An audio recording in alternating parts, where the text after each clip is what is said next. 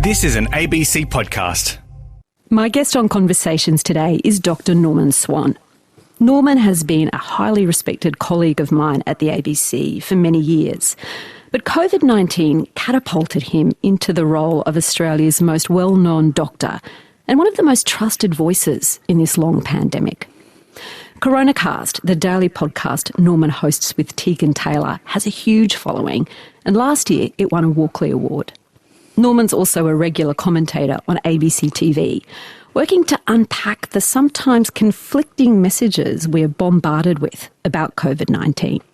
But Norman's medical interests are much broader than the coronavirus, and he's written a general health guide covering everything from diet to sex to what he calls the well-being thing. And it has a characteristically pugnacious title, So You Think You Know What's Good For You. The stellar career Norman has built for himself in Australia is not what onlookers might have predicted for the young Norman Swirsky, who was born into a working-class Jewish family in Glasgow. Hi, Norman. Hi, Sarah. It wasn't quite working class. It was kind of a genteel, poor, lower middle class, if you use the British class system, I appreciate which is very, very rigid. Genteel, lower middle class, we'll amend it. Not gentile. No, that's right. Before COVID hit, you took a trip to trace the origins of this genteel family history. Where did you go? I went to Odessa. So my family, essentially, all of my family arrived in Scotland at various times, but from the Jewish Pale of Settlement in what's now Ukraine, Lithuania, was before that Soviet Union, then Russia. And that's where they came from various parts. My paternal grandmother came from a little village called Dvinsk. My paternal grandfather came from Vilnius, and my maternal grandmother came from Odessa. She was a baby when she came just after, it was after the pogroms in 1905. And her brothers and sisters came out as well. And some of her older brothers remembered Odessa. And they talked about it. So there was a lot of talk at the table. And I've always had this kind of romantic or idea of Odessa. What kind of things did they say, Norman? What do you remember them saying about it? It does have one of those sort of mythical names, Odessa. Yeah, it wasn't fondly remembered. You know, one of the brothers had to escape being conscripted into the Russian army. My great-grandfather on that side died during a pogrom, which is why they escaped.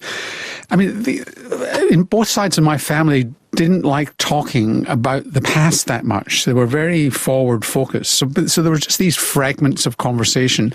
There was no in-depth conversation about but it was a name that was discussed and mentioned, and how they'd got on a boat on the Black Sea at Odessa and landed in Glasgow thinking they were landing in America. Oh, no. Yeah, it was a common story. And actually, going back to Odessa, I heard we had this fantastic guide. When I say we, there's a group of guys that I grew up with in Britain who spread all over the world. And we get to, pre-COVID, we got together once a year. And one of the others in the group, his family came from Odessa too. So the other three of them went along with us on this journey of discovery. So we got the story of what actually happened, because it's a very common story about Jews arriving in Britain thinking they were in America. And what happened was they either got on a ship in the Baltic or in the Black Sea, and the West Coast ports in Britain were where they commonly stopped before going across the Atlantic. And so there are, Liverpool and Manchester have got very big Jewish populations. Glasgow had quite a big Jewish population. And the story was that they'd been diddled by the purser, but actually the story was when they got to the port in Britain, there was messages there for them as to whether or not America had achieved the quota for Jews for that year. And if they'd achieved the quota, they knew they couldn't unload the Jews in New York. They actually had to unload them in Britain, and so they unloaded them there. My great-grandfather on my mother's side came in the late 1880 to Glasgow, and he realised very quickly it wasn't America, and went to America, didn't like it, and came back. What was your experience of being in Odessa? Did you feel any kind of atavistic connection to the city? It was weird. So there's been this cultural revival in Odessa. I mean, they've gone through a lot. So the Jews of Odessa, a lot escaped after 1905. Then you had the Communist Revolution. Then you had the Holocaust, and a lot of Jews in the Ukraine were murdered. And there's been a revival. So the Jewish population has revived. A lot of Israelis go there. The hotel we stayed in was a very old hotel in Odessa, which has been renovated very well, actually, by some Israeli entrepreneurs. And so there's this revival there, but there's no English. It's all Cyrillic. You can't, if you go into a restaurant, you've just got to work out what's on the menu, and that was really quite exciting. And yes, so the guide was used to taking people like me or us around. And of course, we all want to find the house where people live, and you can't find that anymore. The records are destroyed and so on. But she kind of took a history of what our families were like, and she realised that they weren't desperately poor, they were just poor. And if they were just poor, they came from this one particular area, just on the edge of what's now the CBD. And we've done a lot of touring around, and she's shown us the sites and the steps, which were filmed, the famous Odessan steps, which were filmed in the Battle of the Potemkin movie and so on. So all this huge romantic stuff. And then maybe day 2, she took us to the suburb. And I've shown people photographs of the suburb, and I've said, where is that? And they say, oh, that must be Glasgow. And it looks just like Glasgow tenements.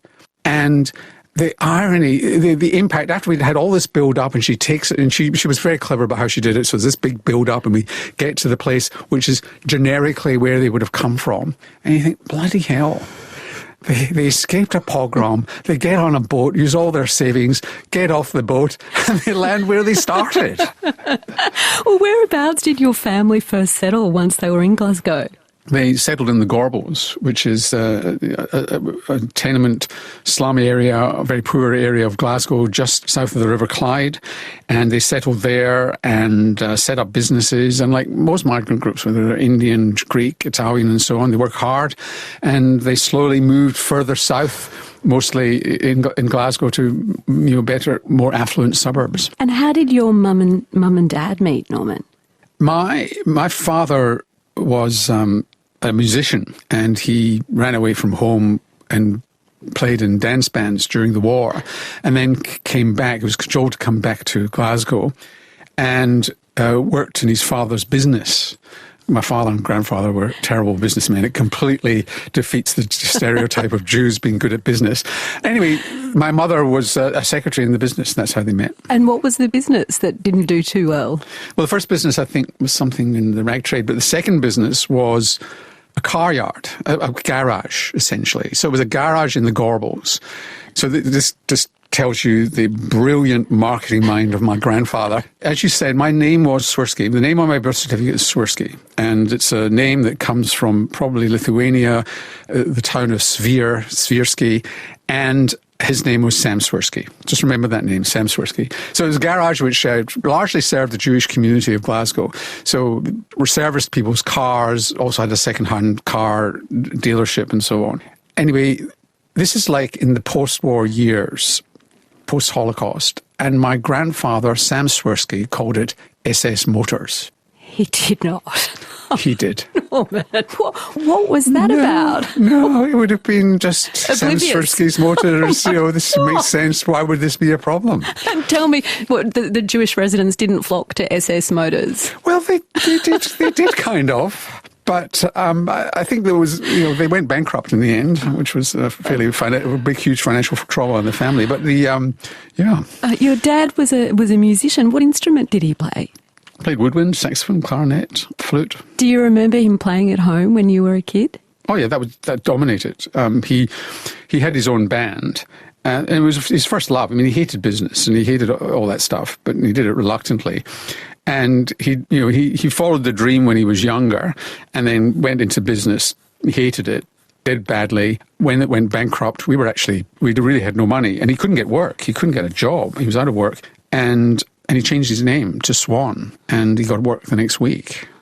So then he came back to music, which was his first love. He trained as a teacher, got his degrees, and he basically was a music teacher. And he had his band. So my father, he was a pretty distant father. He would shut himself in a room and practice for hours on end because he had to find his reeds for the day. For the evening, he would buy a whole heap of reeds for the the sax or the clarinet, and then you'd play through them all to work out which ones were the right ones for the evening. I mean, it's just extraordinary. Hours and hours and hours of practice.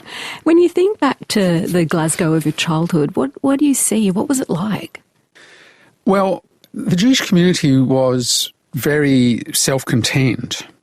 If I look on my parents' family, I mean, nothing could be different from the life I live now, or have lived really since I went to university. All their friends were Jewish. I don't think they had a single friend who was... My father worked with non-Jewish people. His band was full of non-Jewish people, but their social life was entirely Jewish. We lived maybe 100 metres, maybe 200 metres from the synagogue, one of the synagogues. From the age of 4, I'm not religious, but I'm culturally identified being Jewish. But from the age of 4, I would just walk down to the synagogue by myself on a Saturday morning and go to the service and sit there. Age of 4? From the age of 4, I can recite the Orthodox Jewish service, almost parts of it by heart, and songs and so on. I don't know why I did this. I just went, and really weird, just sitting there and then walk home by myself. Was it a different kind of atmosphere than at home? Was it a bit of peace and quiet compared to the saxophone and siblings at home? It could be. I quite like the atmosphere. Were your parents observant? That was the era of Jews who were partially observant, very strongly identified with being Jewish. It was partly reflected, post-Holocaust, although Britain did not experience the Holocaust in the way others do. Although the Second World War dominated a lot of life. People, my parents' conversations around the table. Glasgow experienced a blitz of its own, but a lot of people served in the army. I didn't meet Holocaust survivors until I came to Australia. Australia's got a very strong tradition of accepting Holocaust survivors from overseas. You didn't have that in Britain, but it was a very Jewish upbringing in a very non-Jewish city, a very funny city. I mean, Glaswegian sense of humour is fantastic. Well, what's particular about it? So you can go into a Glasgow pub and sit down, and you'll meet a stranger. People are very friendly, and you will come out with a sore abdomen because you're laughing so much. They've just got a natural and very funny sense of humour. I kind of aspire to it, and it's quite particular. You see it in Billy Connolly at his best, and he really only appealed to Glaswegians. And I remember I ended up at Aberdeen University to doing my medical degree. And if Billy Connolly came to town, it was sold out. This is before he was well known. But it was sold out to Glaswegians who lived in Aberdeen. Aberdonians didn't find him that funny.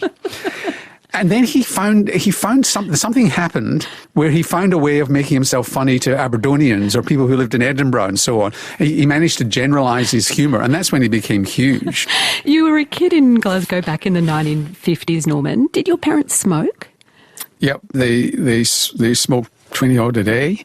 All their friends smoked. You'd go around to your great aunties and so on, and you'd have to sit there as a kid playing in the corner in this literally smoke-filled room where you could barely see people for the smoke. And this conversation where I still don't get it. Where these women would get together. They get together on a regular basis, and there was never a moment's silence in the conversation. And even at the age of 4 or 5, I think, I didn't say what the bloody hell, but if I were saying it now, what the bloody hell have they got to talk about? They just saw each other last week, but still, the gossip and the talk, and do you remember his No, it wasn't his grandfather, it was his grandfather, and do you remember blah blah, and Nettie was married to so and so. Oh, Jesus Christ. What was on the menu for you as a kid as you fought your way through all that tobacco smoke? Well, it wasn't the Mediterranean diet, shall I say. I didn't know there was such a thing as olive oil. So my mother had a chip pan. It's called a chip pan. And essentially it was a pan filled with oil, which over the years had accumulated grease on the outside. So it was kind of burnt grease on the outside. And we would have chips once or twice a day. A day? Yeah, it was like one meal a day was chips, very rarely not. And a lot of red meat. If we got vegetables, they were mush. Occasionally in summer you'd have a bit of salad.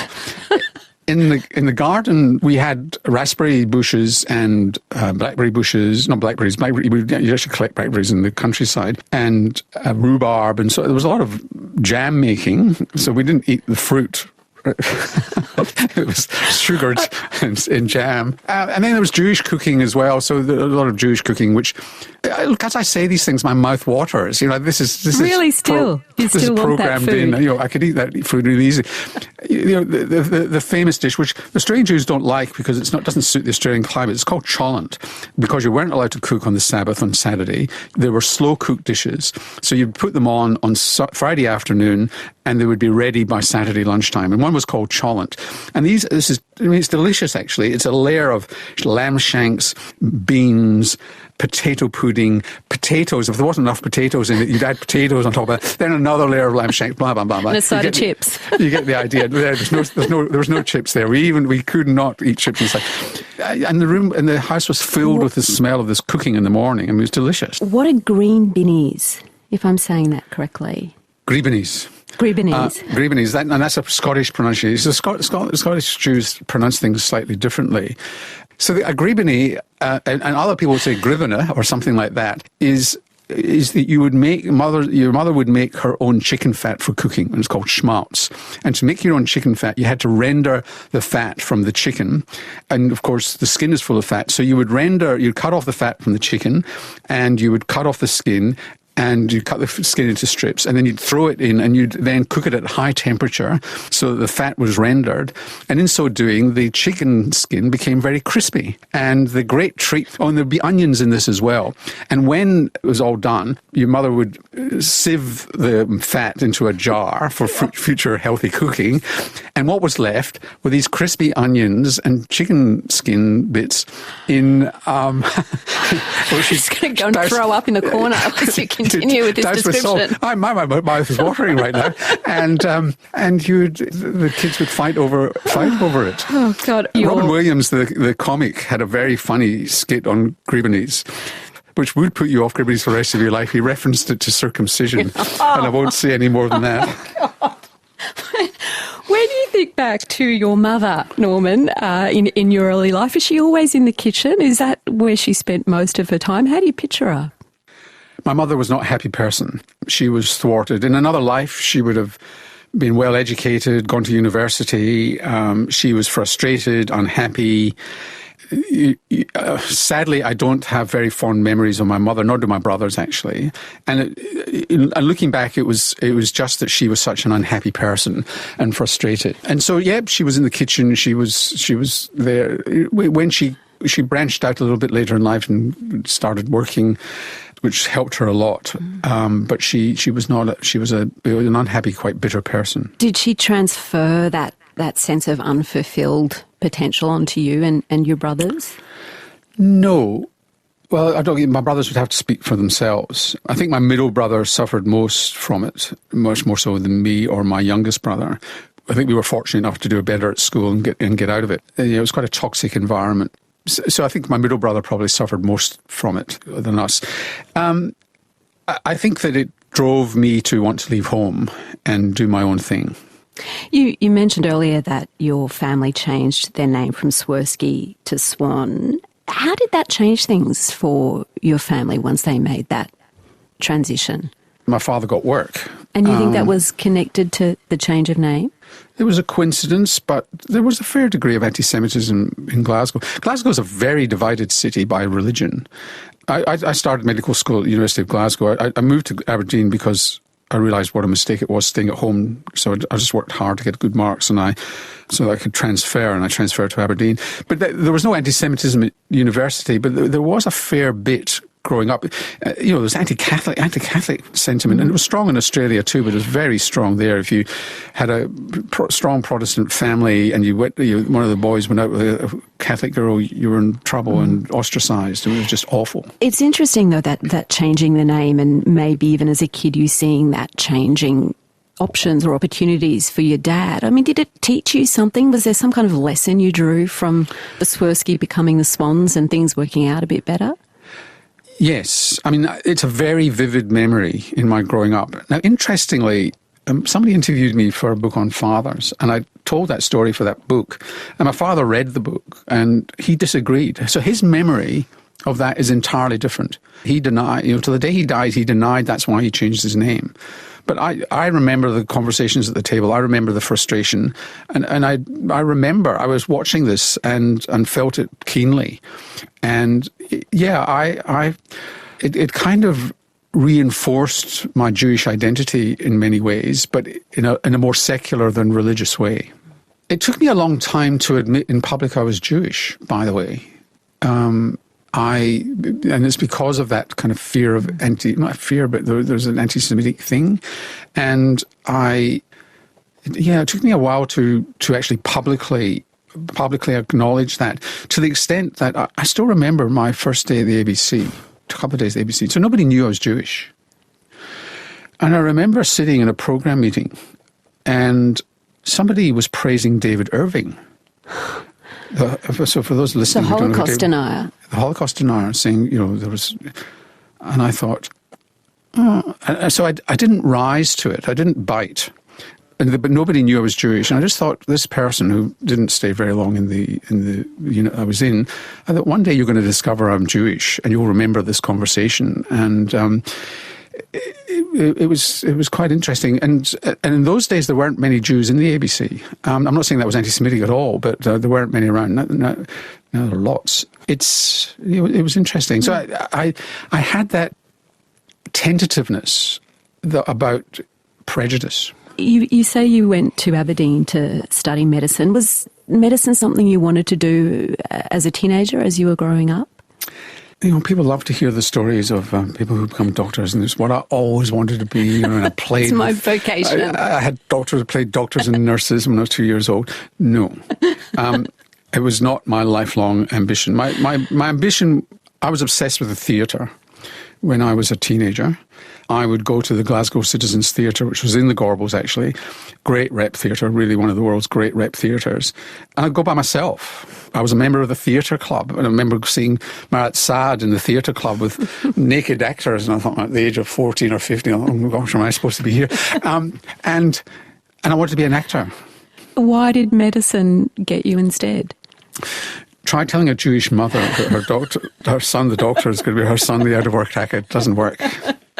So you went up to Aberdeen to study right up in the north. What kind of place was that? Aberdeen is a very crisp city. Imagine that's an understatement, is it? Yes, it's very cool, even in the middle of summer.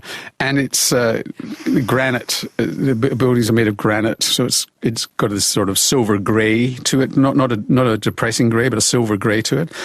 It's got a very large fish market, and so the smell of fish pervades the city, actually, and on some days of the year. Not rotten fish, just fresh fish, because it gets transited quite quickly from the fish market to the rest of Britain.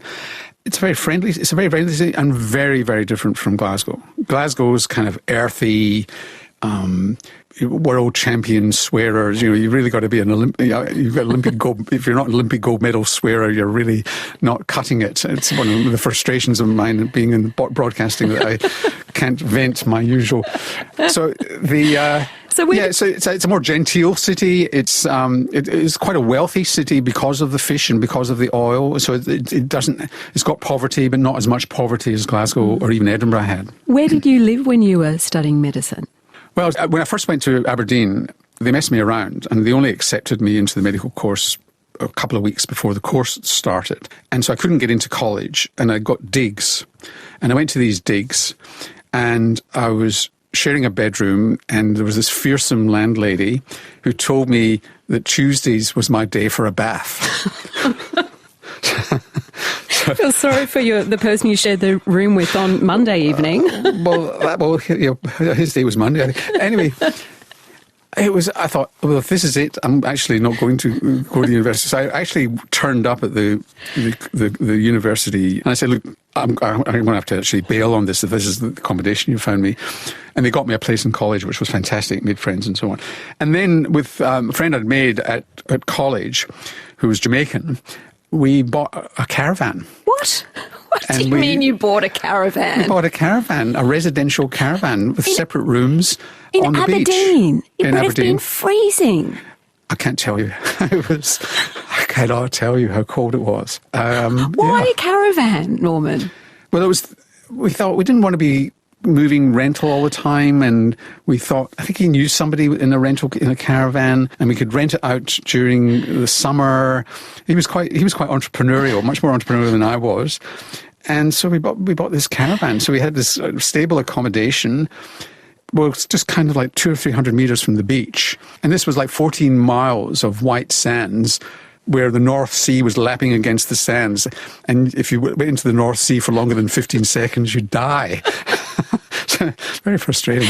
Did you sleep in bunk beds? What was the setup inside the caravan? Very good question. So there was a double bedroom, meaning there was a bedroom that just took a double bed and no more. And there was a single bedroom, which took a very small single bed. And we used to roster. But he was a very good-looking Jamaican who played prop for Scottish universities. So he had more luck than I did and had more need of the double bedroom. But our caravan was rather famous. This is Conversations with Sarah Konoski.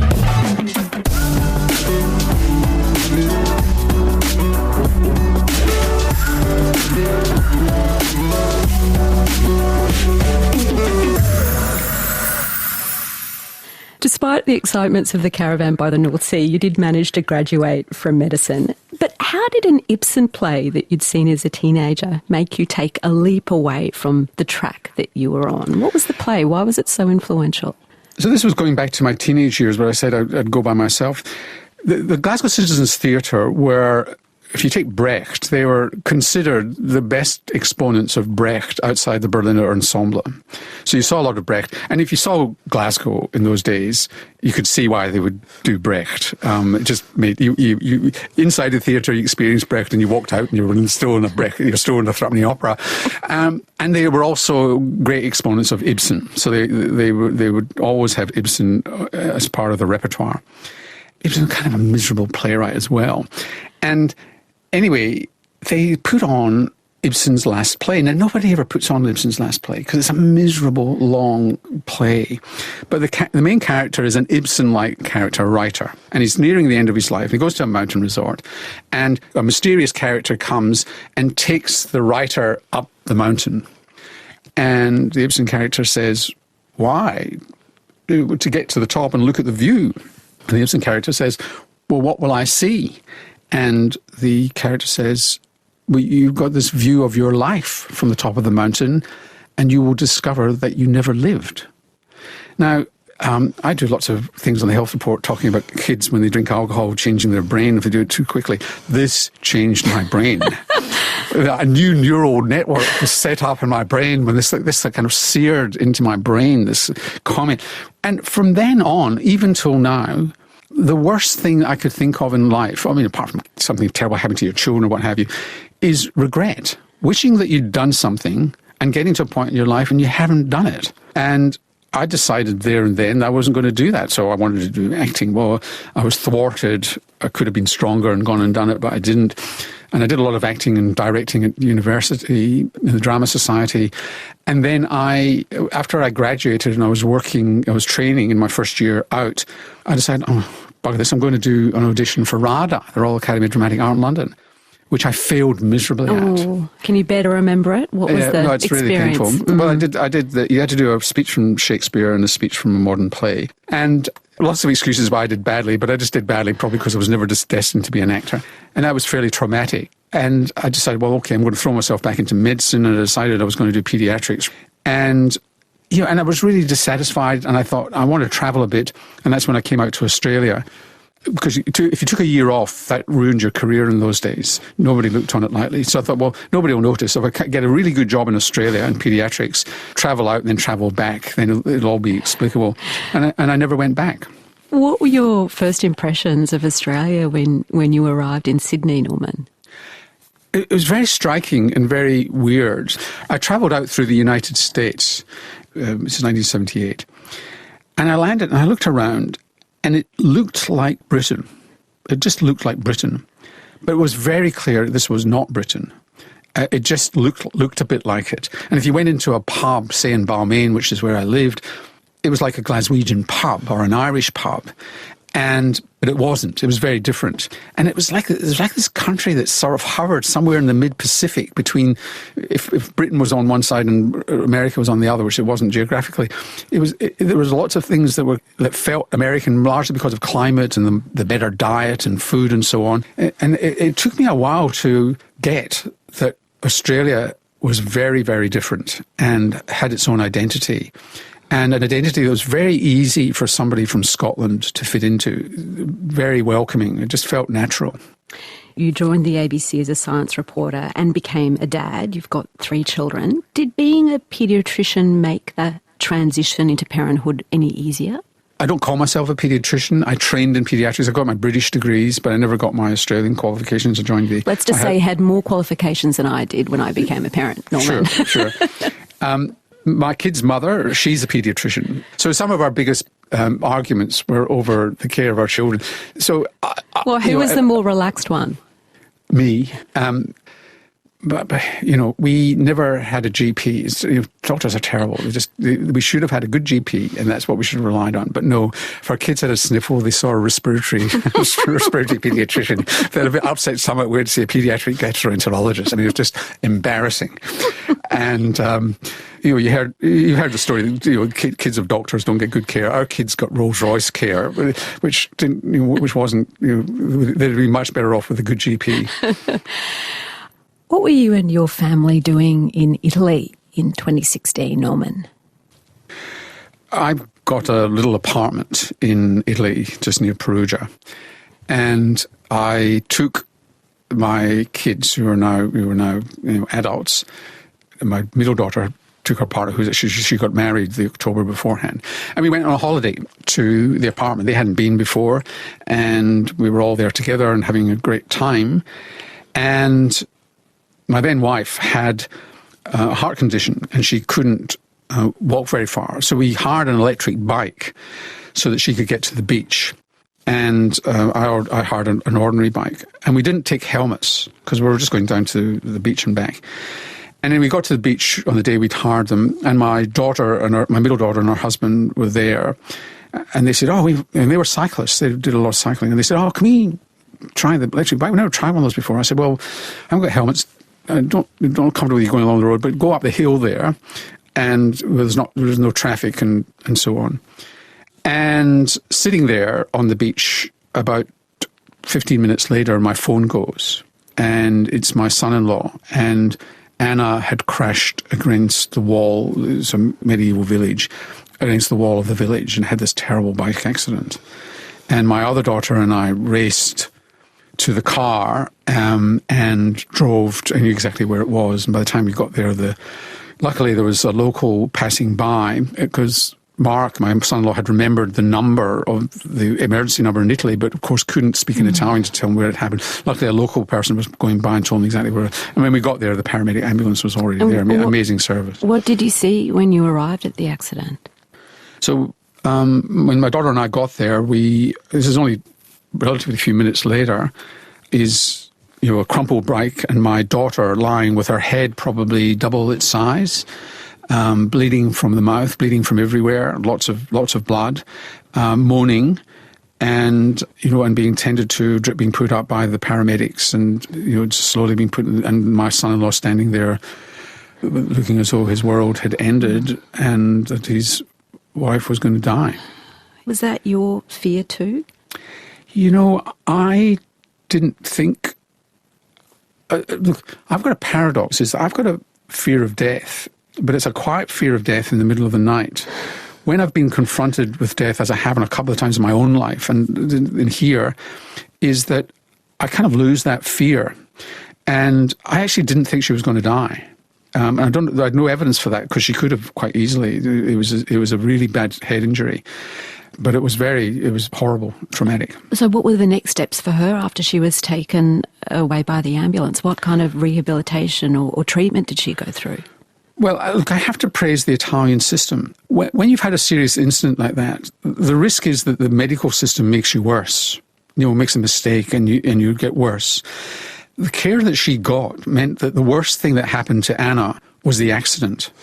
She got Amazing care. So my daughter went in the ambulance with Anna, and my son-in-law and I went in the car screaming along the freeway to Perugia Hospital.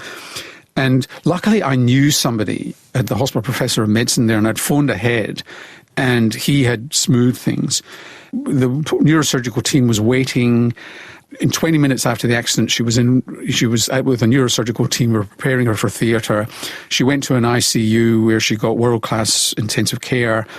And then they had a world-class neurorehabilitation unit attached to the hospital. I mean, we just lucked out that this could have happened in the mountains somewhere. It could have taken hours. If it had been Sydney, it could have been in the outer suburbs of Sydney and you were taken to the wrong hospital. But just everything worked as it should. But her rehabilitation took years, and she was hospital for 7.5 months, and she eventually got back to Australia, to an Australian hospital a couple of months later. How's she doing now, Norman? She's driving. I mean, this is somebody who we're just getting beyond, as we speak, we're just getting beyond the 5th year anniversary of the accident, where for quite some months she didn't know where she was lashing out with frontal lobe behaviour, she was incontinent, couldn't walk. She's driving, she's retrained, she didn't want to go back to her old job, so she's just retrained, got degrees in early childhood teaching, and she's got her first job as an early childhood teacher. That's incredible. Were you surprised by her grit, by the kind of resilience that she's shown over the last 5 years? No. If you knew Anna, she's one of the most she always has been. She was the kid who, if she had something to do, learned to ride a bike, blah, blah, blah. She was completely focused and she had to achieve it and do it in sport and swimming and so on. Gave her a task, she had to do it. Grim determination. I've never heard a moment's self-pity from her. Why is it me? Why am I doing this? Having a moan. When she had to learn to walk, she learnt to walk. She just went through the pain and the discomfort and grittily determined to do it. Back on that day of the accident, what happened when you were explaining the situation to your other 2 kids at the hospital? So there was no waiting room for families. You had to go to the main cafeteria. And so I'd just been in with the neurosurgeon, and just one look at the neurosurgeon, in 2 words with him, you just knew that's fine. I'll let my daughter be operated by him, and everything was being done, as you'd expect. And anyway, I then, by this time, the family had gone to the canteen, and I came back in, and they're all sitting there, including Mark. And I'm recounting what my view was, what happened. I described all this that I've just described to you, and I just said, look, everything was right. Everything was absolutely right. And then I realised what I'd said, and then I said, except Anna. And I started to cry. And when Jonathan and Georgia, my youngest, saw me starting to cry, I saw them starting to lose it. And I thought, I can't do this. I really can't do this. And I stopped, because they just looked on with horror as they saw me crying. And I got a grip and stopped. Now, there's this kind of Hollywood thing about psychology, which is, a Hollywood movie where you keep it bottled up, and it comes from sort of Freudian psychoanalysis, and you've got this secret, and eventually you've got this catharsis, and you let it all out, and the world is fine after that. It's complete bullshit. It is complete bullshit. There's no known value in this. Yes, you can have trauma-guided therapy, but trauma-guided therapy is actually not about revisiting the trauma. It's just acknowledging that somebody's had trauma, but you don't expose the trauma, and trauma-guided therapy is not about reliving the trauma. Anyway, so I bottled it up. And what, in that moment when you saw the reaction from your kids, you thought, I've got to keep it together? I've got to keep it together, because they didn't have to articulate. I just knew they were lying me. And anyway, I phoned a friend of mine who's a professor of psychology in Scotland, who I grew up with. First of all, because she knew Anna really well, and to tell her about it, but also to recount that story. And she said, well, you did the right thing. Just remember the Glaswegian saying. And I said, what Glaswegian saying? Keep your shit wired tight. And this was from a psychologist. There's no benefit to letting it hang out. when you've got to actually get through stuff. What about post the fact, though, Norman? Like, it's such a huge thing to arrive at an accident scene and see your daughter so injured, and then the years of recovery. Have you needed to talk about it since? Have you needed to, like, unwire that a little bit as the years have gone by? I haven't. Well, look, I did at one point, but not. It was probably an accumulation of life events, as often occurs. I've had post-traumatic stress syndrome before. I was in a bus that blew up when I was at the age of 14. Luckily, nobody died in it, but several of us almost died in it. Tell me about that. What happened at that accident? I was in this youth club, and we'd been on a trip to England, south of England, and we were driving back. It was Easter Monday, and the bus broke down. So nobody could get out of the bus, and the drivers of the bus worked out the petrol wasn't getting to the carburetor, and the engine's inside the cabin of the bus, and they brought a can of petrol inside the bus to siphon petrol directly into the carburetor, and it backfired, and by that time the bus was filled with petrol fumes and it blew.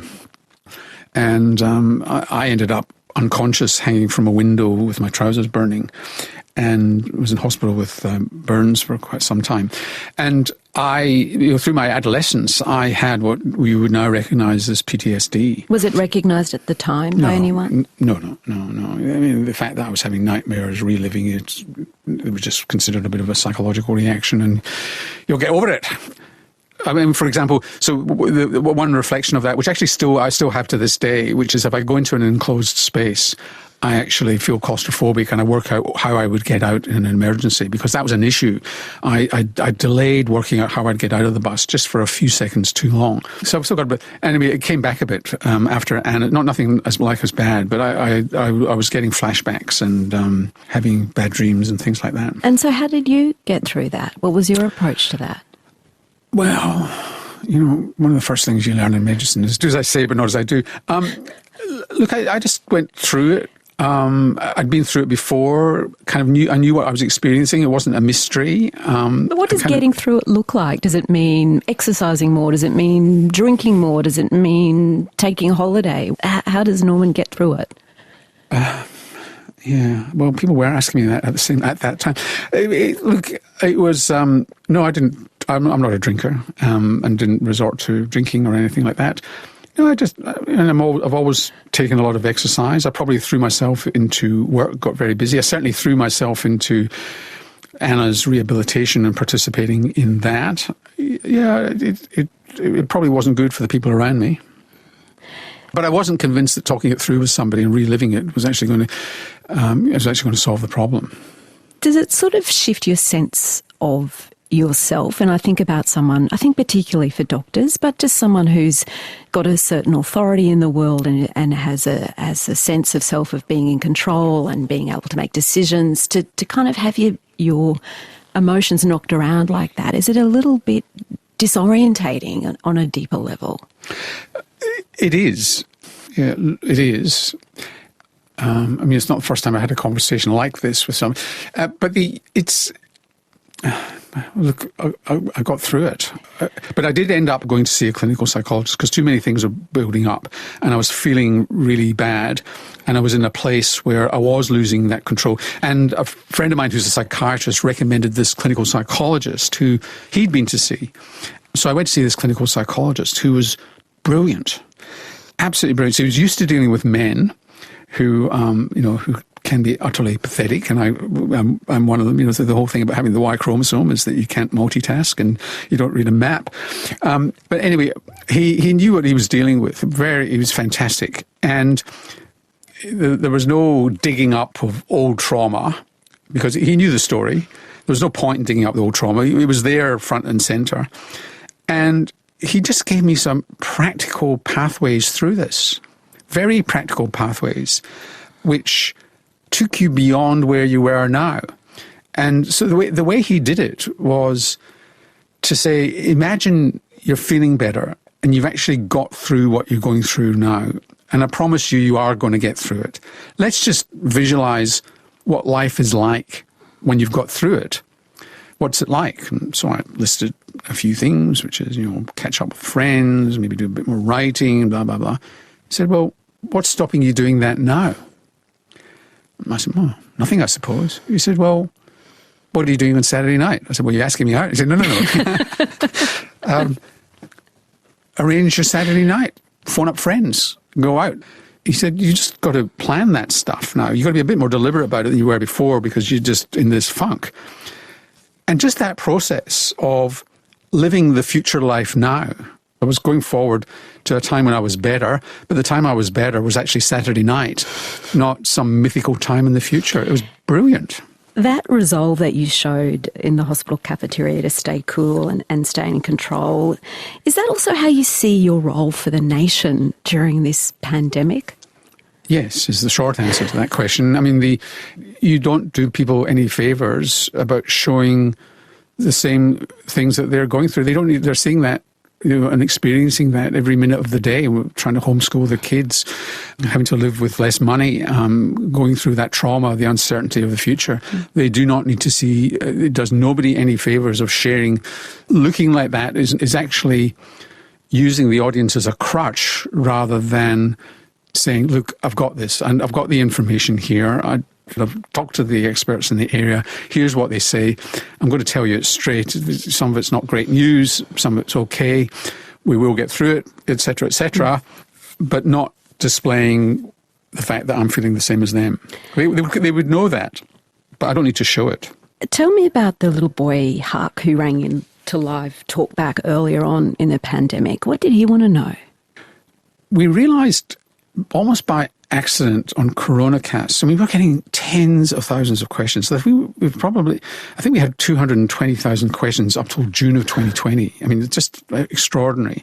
And they were kind of thermometers of the temperature of the nation, changing day by day. And we got a lot of parents writing in about their kids and what the kids were going through. And we did a CoronaCast for kids, which was really very touching, and we tried to make it funny as well. And on Victorian radio, we did a talkback with kids. And most of the questions were nice little cute questions. But this little kid phones up, and he's 8 or 9 years old. He said, hi, I'm Huck. Dr. Swan, I want to know, is my family going to die? And when a kid somebody, it's partly paediatric training, but also just when a child says that, you realise there's nothing else actually in the world. You have this tunnel vision. I'd be sitting in a studio with just a microphone in front of me. I can't see this child, but I'm visualising this child, and you think, I've got to deal with this. And then I started just asking this little boy about his family and parents and his sister and his grandma and grandpa and so on. And I was able to say with utter confidence that, they're going to be fine. Don't worry, they are going to be fine. But I just realised what trauma some of these kids are going through. And the parents hadn't fully realised what he was going through. They knew he was doing it tough. And subsequently those parents have actually been in touch with, and grandmother, so have been in touch with me and talked about him, and and he's doing really well. But that really rocked me. Were there points over the last 18 months when you've been genuinely scared about what this virus could mean? Yes, well, right from the beginning, I knew this was going to be bad. I mean, I'm not doing what I'm doing because I've come to this laterally. When I was at medical school, two of my favourite subjects were public health and epidemiology and social medicine. So medicine is a social science. You get some politicians saying, oh, doctors shouldn't be talking about politics, it's outside their lane, stick to your lane, which is writing out prescriptions and examining people. Well, let me tell you, medicine quintessentially is a social science. If you separate medicine from society, from the way people live, from how much money they've got in their pocket, how much education they get, you're not a good doctor. So that drives me always. And then when HIV came along, I was probably one of the first people in Australia to start covering HIV. And I did a television series on pandemics for Channel 4 and Film Australia here. It's been shown in about 27 countries, which was about the origin of pandemics. And it was framed against HIV, where people thought, well, this is the first pandemic to hit new virus to hit humankind, when I knew it wasn't the first and it wasn't going to be the last. And so that was in the late 80s, early 90s, I made that series. And so I've always been interested in pandemics and how they occur and the history of pandemics. And when this one came along, there was no surprise. I was ready for it. The thing about a pandemic is that the germ We all focus on the coronavirus. The germ is the least important part of a pandemic. It's how we live that creates pandemics. The bat that threw off this coronavirus, and it probably was a bat, if it had thrown off this coronavirus 10 years ago, there would not have been a pandemic. I would say that with utter confidence. Why not? Because it wasn't a world ruled by authoritarian men with fragile personalities, with an unprecedented lack of multilateral cooperation. It landed on a world with Xi Jinping, Vladimir Putin, Donald Trump, Bolsonaro, Orban and others, where it was every nation for themselves, and you had a cowering population in China who were afraid to speak up, and they'd forgotten the lessons of SARS-1. If it had been 10 years ago, they'd have probably opened up and controlled things. This is a pandemic caused by politics. Was this health guide that you've written, Norman, a kind of light relief from Yeah, it was occupational coronavirus? therapy. I actually don't see it as a health guide, by the way. I mean, I think that's what's on the front page, but it's not a health guide. What is it? It's essentially trying to cut through the bullshit for people. I mean, everybody's anxious about something to do with their health. I'm not getting 8 hours sleep. I'm going to get dementia. I've got insomnia. We've got a pandemic of insomnia because people are worried about insomnia. How much fat should I eat? How much carbohydrate? What supplements should I be having? I mean, just worried about stuff you don't need to worry about. Just saying it's a health guide means I'm guiding you in your health. And actually, if you're looking for that, don't buy this book. That's not what I'm doing. What I'm doing here is actually presenting you with the stuff to make up your own decisions. I guess you are living proof that a childhood of passive smoking and fried chicken fat doesn't condemn a person to a lifetime of ill health. I'm hoping not. Thank you so much for being my guest today. It's been my pleasure.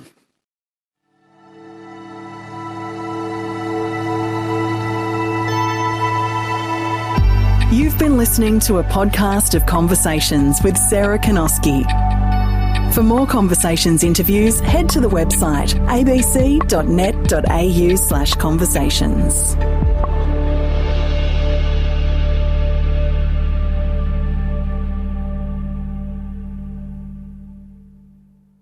Langoth Black Mountain. Armadura. Yeah, so, Yeah, you get that double look like, really? One night they just kicked the door down. Finally get to Walcher by 5 p.m. I'm trying to flush the heroin down the loo. it looks, in some ways it looks like a light bulb with a little antenna. In other ways it looks kind of like, it looks like a sex toy. From hunting for thylacines in the Tasmanian wilderness It's a quadruped, stocky, and it's got the right shaped ears. to chasing a Russian spy through Sydney streets. And then Sergei pulled out a $50 bill and then dropped his trousers. From an avalanche to an addiction. You're literally hearing the sound of two pieces of the planet shifting against each other. And a mad dash down the coast in some of the worst floods in living memory. One night in Tamworth, up at 5 a.m. Wallabitar, muscle. You will find laughs, you will find danger. These are real Australian stories and everyone comes with a little twist. I go, yeah, I'm just going to buy a one-way ticket. Just search for Days Like These in your favourite podcast app. And yeah, that's a vision that you're not going to get out of your mind anytime soon. So join me, Elizabeth Coolass, for more stories about the moment when everything changes.